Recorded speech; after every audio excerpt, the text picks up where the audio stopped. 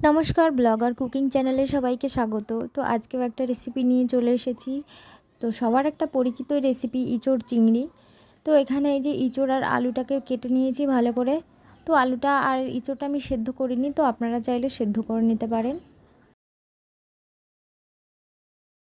তো কড়াইতে তেল দিয়ে এবার এই যে তেল গরম হয়ে গিয়েছে, এবার আমি এঁচড় আলুটাকে ভালো করে ভেজে নেব। তো এঁচড় আলু একসঙ্গেই ভেজে নিচ্ছি, একটু সামান্য নুন হলুদ দিয়ে ভেজে নেব। খুব বেশি ভাজবো না, হালকা একটু লাল লাল হয়ে এলেই নামিয়ে নেব। আর এদিকে এই যে চিংড়ি মাছগুলো আগে থেকেই ভেজে রেখেছি।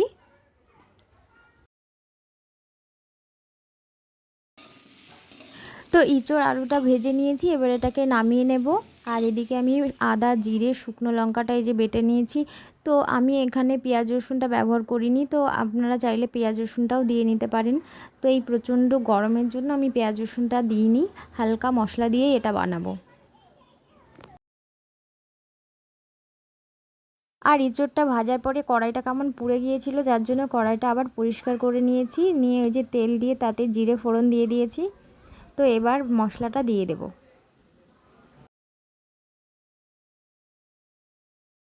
তো এবার অল্প পরিমাণে একটু নুন দিয়ে দিলাম আর একটু হলুদ দিয়ে মশলাটাকে ভালোভাবে কষিয়ে নেব।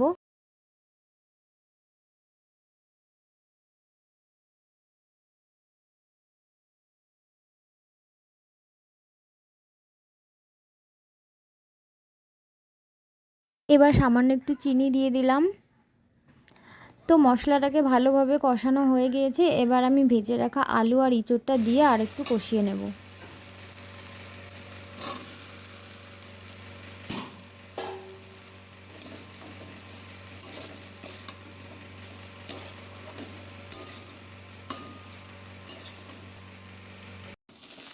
আর ইঁচড়টা মোটামুটি কষানো হয়ে গিয়েছে, এবার আমি ভেজে রাখা চিংড়ি মাছটা দিয়ে আর কিছুক্ষণ কষিয়ে নেব।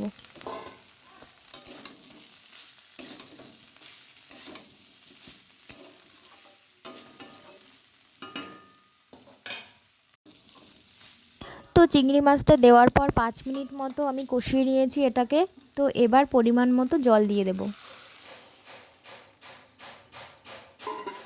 তো জলটা ফুটে উঠলে মিনিট 10 মতো এটাকে লো ফ্লেমে ঢাকা দিয়ে রেখে দেব। তো 10 মিনিট পরে যে ঢাকাটা খুলে নিলাম, একটু নাড়াচাড়া করে নেব আর দেখব আলুটা সেদ্ধ হয়েছে কি না। তো এখনও আলুটা ভালো করে সেদ্ধ হয়নি, তো আর কিছুক্ষণ হতে দেবো এটাকে।